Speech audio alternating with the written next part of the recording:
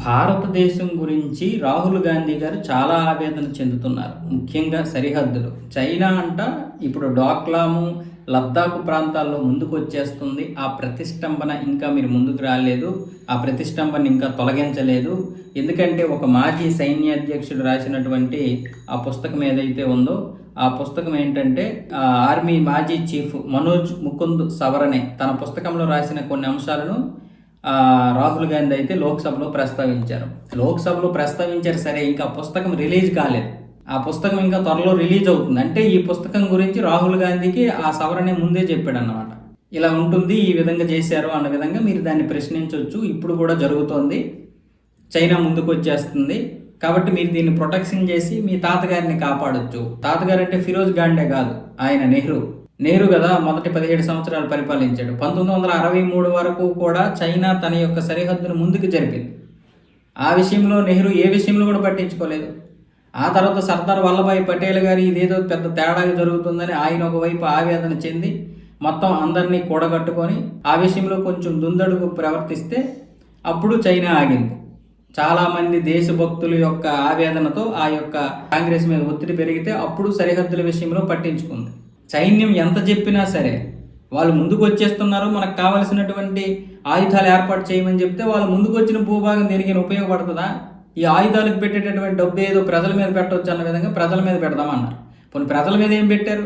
ఆ ప్రజల మీద పెట్టిన 100 రూపాయలకి 40 రూపాయలు 35 రూపాయలు ప్రజలకు చేరేది, 65 రూపాయలు 70 రూపాయలు వాళ్ళ జేబులోకి వెళ్ళిపోయేది. ఇంకా అంతకుమించి ఏం జరిగేది? ఇప్పుడు కూడా ఉంది మన దేశంలో అవినీతి. నేను అవినీతి లేదనేది మాత్రం చెప్పను. కాకపోతే కేంద్ర రాజకీయాల్లో కొంత మార్పులు అయితే వచ్చాయి. ఆ విషయంలో కూడా నేను స్పష్టంగా చెప్పగలను. ఇంతకు ముందు అవినీతి పొరలంతా అయితే ఇప్పుడు మన రాజకీయ నాయకులు లేరు. కాబట్టి ఎంతో కొద్దో గొప్ప మొత్తానికి నరేంద్ర మోదీకి అయితే భయపడుతున్నారు అవినీతి చేయడానికి. అందులో కూడా నేను భయం లేకుండానే చెప్తాను. మీరు కావాలంటే మీరు లెక్కలు వేసుకోవచ్చు, కావాలంటే మీరు చూసుకోవచ్చు. అవినీతి అయితే కొంచెం తగ్గింది. నేను పూర్తిగా తగ్గిందని చెప్పను, బాగా తగ్గిపోయిందని కూడా చెప్పను. తగ్గడం అయితే తగ్గింది. కాంగ్రెస్లో ఉన్నదానికంటే ఇప్పుడు బెటర్. మరి ఇప్పుడు లోక్సభలో రాహుల్ గాంధీ గారు ఈ విషయం గురించి ప్రస్తావిస్తున్నారు, సరిహద్దుల గురించి. ఏ సరిహద్దుల విషయంలో మీరు బాగా పరిపాలించారు? ప్రశ్నించాల్సింది ఎవరిని? మీ తాతని నెహ్రూని, మీ తాతని, మీ నాయనమ్మ ఇందిరాగాంధీని, మీ నాయన రాజీవ్ గాంధీని, మీ అమ్మ సోనియా గాంధీని మీరు ప్రశ్నించుకోవాలి. ఈ దేశాన్ని 60 సంవత్సరాలుగా నాశనం చేసింది మీరు కదా. ఈ 60 సంవత్సరాల ఎఫెక్ట్ ఎంత పడుతుంది? మరొక 40-50 సంవత్సరాల వరకు పడుతుంది. బీజేపీ 10 సంవత్సరాలు అయింది అధికారంలోకి వచ్చి, ఇంకా కాంగ్రెస్ పేరు చెప్తుందంటే కాంగ్రెస్ మరి ఏం చేసింది? కాంగ్రెస్ చేసినటువంటి ఎఫెక్ట్ దానిలో అలా ఉంటుంది. మరి 200-300 సంవత్సరాలుగా పరిపాలించినటువంటి ఇంగ్లీష్ వారి యొక్క ప్రభావం మనకి మరొక 300-400 సంవత్సరాలు ఉండదా? దాదాపు 1000 సంవత్సరాలు విదేశీయుల కాలంలో మగ్గిపోయింది భారతదేశం. ఇది ఒక 2-3 వేల సంవత్సరాల ఎఫెక్ట్ ఉంటుంది. మరి పూర్తిగా మరొక 20-30 సంవత్సరాలు మనం అనుకునే వాళ్ళు పరిపాలిస్తే తప్ప ఈ దేశంలో పరిస్థితులు మారవు. అంటే బీజేపీ లాంటి పార్టీ కనీసం ఒక 40-50 సంవత్సరాలైనా పరిపాలించాలి ఈ దేశాన్ని. అంటే ఇప్పుడు దీన్ని ఎలాగంటే నీ అంత స్వార్థపరుడు, నీ అంత రాజకీయ స్వార్థపరుడు, నీలాగా బీజేపీని సపోర్ట్ చేసేవాడు ఇంకొకడు ఉండడరా నాయన.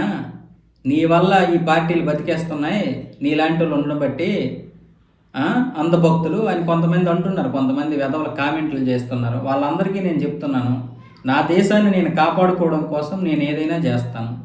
నా దేశం మళ్ళీ పూర్వ వైభవం తీసుకురావడానికి. కేవలం అభివృద్ధి అంటే తెగ బిల్డింగులు కట్టడం మాత్రమే కాదు.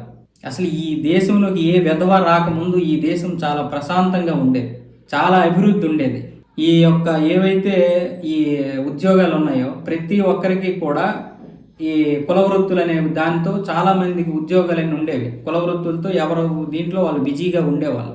అలాంటి ప్రశాంతమైనటువంటి జీవితం ఏది? ఈరోజు మనం పెద్ద ఎత్తైన బిల్డింగుల్లో ఉన్నాం, కానీ మనశ్శాంతి ఏది? గత 1000 సంవత్సరాల ఆ ముస్లిం పరిపాలకులు, ఇంగ్లీష్ వాళ్ళ పరిపాలక మధ్య మన దేశం నాశనం అయిపోతే సరే, అది పక్కన పెట్టండి. 60-70 సంవత్సరాలుగా ఏమైంది? స్వాతంత్రం వచ్చిన తర్వాత అయినా మన దేశం ఇంకెందుకు అలాగే ఉంది? ఇప్పుడిప్పుడే కదా ఏదో కొంత అభివృద్ధి చేస్తున్నాం. మరి చైనా ఎందుకు అంత తొందరగా అభివృద్ధి చెందింది? మనం ఎందుకు దానికంటే ముందు స్వాతంత్రం సంపాదించి ఏం పీకలేకపోయాం? ఎవడైనా అక్షయ చిహ్నం ఇచ్చేస్తాడా? అక్షయ చిహ్నం చైనాకి ఇచ్చేస్తాడా? నీ తాతకి ఎంత బుర్ర లేదో, ఎందుకు ప్రధాని అయ్యాడో అర్థం కాదు.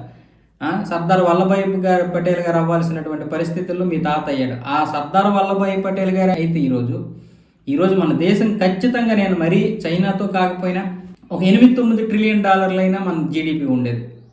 8-9 ట్రిలియన్ డాలర్లు అంటే ఇప్పటికంటే డబుల్ ఉండేది. కానీ ఏది మన పరిస్థితి ఎలా ఉంది? అది నువ్వు నిన్ను ప్రశ్నించుకోవాలి. ఇంకా నువ్వు ఎప్పుడు ప్రధానమంత్రి అవుతావు? నీలాంటి వాడిని ప్రధానమంత్రిని చేస్తే ఈ దేశం నాశనం అయిపోతుంది.